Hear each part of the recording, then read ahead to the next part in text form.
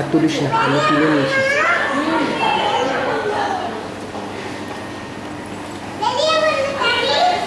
চলো এবার অন্যদিকে যাই।